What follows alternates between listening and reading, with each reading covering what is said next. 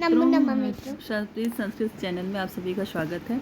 मैं पुनः अभिज्ञान शाकुंतलम के 200 प्रश्नों की श्रृंखला में मैं पुनः पार्ट नंबर 11 को लेकर उपस्थित हूँ। आइए प्रश्नों को हल करते हैं। पहला प्रश्न कह रहा है कि अस्ति कश्चित वाग शेषा संबंधित नहीं है, किससे नहीं है।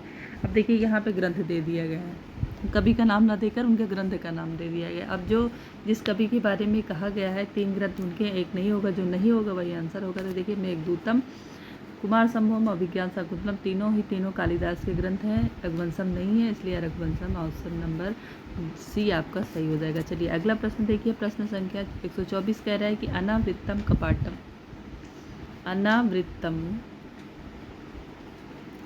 अनावृत्तम कपाटम द्वारम देहि, यह उक्ति है दुष्यंत की, कालिदास, शकुंतला अथवा भवभूति की है। यह उक्ति किसने कहा था कि अनावृत्तम कटाम? तो यह उक्ति कालिदास ने कहा था, जब जो है उनको थोड़ा सा आते हैं, दरवाज़ा खटखटाते हैं, अपनी पत्नी को बुलाते हैं, तो फिर इस तरीके से बोलते हैं, तो कालिदास ने कहा था। चलिए अगला प्रश्न देखिए। प्रश्न संख्या 125 कह रहा है कि महाकवि कालिदास का संबंध किस राजा से नहीं है? भोज से नहीं है, कुमारदास से नहीं, विक्रमादित्य, यशोवर्मा से नहीं है। कौन से राजा से इनका संबंध नहीं है? तो यशोवर्मा से इनका संबंध नहीं है, कुमारदास से भी है ना, विक्रमादित्य, बोध से भी है, लंका गए थे कुमारदास इत्यादि ना, तो इनका सबसे संबंध है। लेकिन जो यशोवर्मा है इनसे इनका संबंध नहीं है, तो ऑप्शन नंबर आपका घ सही हो जाएगा। बाकी तीनों से संबंध है, ये भी आप ध्यान में रखिएगा कि राजा भोज, राजा विक्रमादित्य के दरबारी कवि थे ही ये, और कुमारदास, इन तीनों से संबंध है इनका, लेकिन यशोवर्मा से नहीं है। चलिए अगला प्रश्न देखिए। प्रश्न संख्या 126 कह रहा है कि ऋषियों में किस प्रकार की तेज होना चाहिए? गुणात्मक तेज होना चाहिए, विस्तारक या प्रकाशक, या संकर्षात्मक होना चाहिए? कैसा होना चाहिए? गुणात्मक, विस्तारक, संकर्षात्मक या प्रकाशात्मक? किस प्रकार का तेज ऋषियों में होना चाहिए? प्रश्न संख्या 126 देखिए। तो ऋषियों में गुणात्मक, गुण तत्वों को जानने वाला होना चाहिए ऋषि, गुणात्मक तेज होना चाहिए। चलिए अगला प्रश्न देखिए। प्रश्न संख्या 127। प्रश्न संख्या 127 कह रहा है कि नाट्यशास्त्री नियम के आधार पर रचना करने वाले सर्वप्रथम नाटककार कौन है? कालिदास है, विशाल दत्त, भास अथवा भवभूति है। सर्वप्रथम नाटक किसने लिखा था? देखिए नाटक सबने लिखा है, लेकिन सर्वप्रथम नाटक का नियमों के आधार पर जो रचना सर्वप्रथम नाटककार हैं वो कौन है?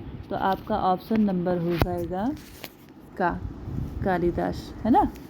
ऑप्शन नंबर आपका का हो जाएगा, कालिदास ने किया। यद्यपि मतलब भास ने बहुत सारे नाटक लिखे हैं, 13 नाटक भास के हैं, इसलिए भास चर्चित है। तो भास ने नाटकों को कालिदास के 2 नाटक विज्ञान शाकुंतलम और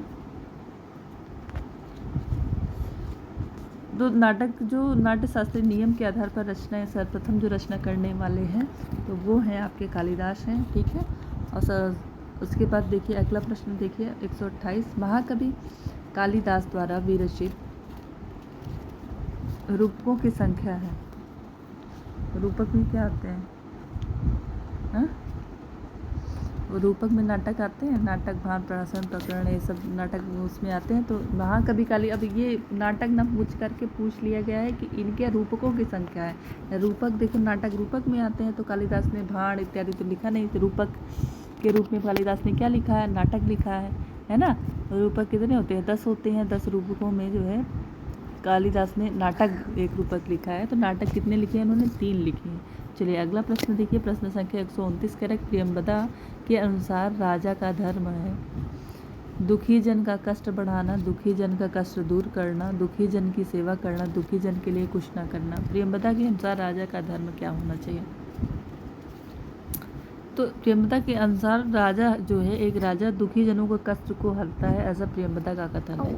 ऑप्शन नंबर था आपका सही हुआ। प्रश्न संख्या 130 पर आते हैं। प्रश्न संख्या 130 कह रहा है कि परिहास में कही गई बातें कैसी होती हैं? सत्य, कड़वी, मीठी अथवा असत्य? जो परिहास में बातें कही जाती हैं वो कैसी होती हैं? परिहास मतलब हंसी मजाक में, तो हंसी मजाक में कही गई जो बातें होती हैं वो असत्य होती हैं हंसी मजाक में, है ना। चलिए प्रश्न संख्या 131 पर आते हैं। प्रश्न संख्या 131 कह रहा है कि विशाखाएं किसका अनुसरण करती हैं? सूर्य का, चंद्रमा का, शकुंतला का अथवा कर्णों का? तो जो विशाखाएं हैं वो चंद्रमा का अनुसरण करती हैं। ठीक है, किसका अनुसरण करती हैं? चंद्रमा का। चलिए अगला प्रश्न देखिए, प्रश्न संख्या 132। कर्णों को शकुंतला के विवाह की सूचना किसने दी? प्रियंवदा ने, अनसुईया ने, गौतमी ने, आकाशवाणी ने? तो छंदोमयी आकाशवाणी होती है और उसमें कहता है कि अवे ही ब्राह्मण जानो कि तुम्हारी कन्या जो है, जैसे समी वृक्ष तेज को धारण किया हो, वैसे ही राजा दुष्यंत के तेज को तुम्हारी पुत्री शकुंतला ने धारण किया हुआ है। तो आकाशवाणी के द्वारा उनको सूचना होती है। अच्छा, ये 32वां प्रश्न आज का लास्ट प्रश्न था। नमो नमः मित्रों, फिर से मिलते हैं शीघ्र ही एक नए वीडियो के साथ, नए पार्ट के साथ। 200 प्रश्नों का जो मेरा लक्ष्य था वो शीघ्र ही 1 या 2 पार्ट में पूर्ण हो जाएगा। और मैं आशा करती हूँ कि मेरे द्वारा बताए जा रहे प्रश्नों को आप देख रहे होंगे और आपको कुछ उससे लाभ हो रहा होगा। यदि कुछ लाभ हो रहा है तो मेरे चैनल को लाइक, सब्सक्राइब एवं शेयर करें। यदि आपको लगता है कि मेरे द्वारा उपलब्ध किए गए और पार्ट को देखना चाहिए तो आप अवश्य देख सकते हैं। हमारे लिंक पर, हमारे चैनल पर जाइए, वहाँ पर वीडियो पर सर्च करिए। वीडियो पर सर्च करने पर थंबनेल में लगा होगा अभिज्ञान शाकुंतलम के 200 प्रश्नों की श्रृंखला, आप वहाँ से सर्च करके देख सकते हैं। ये आप स्वतंत्र हैं, यदि आपको लगता है देखना चाहिए तो अवश्य देखिएगा।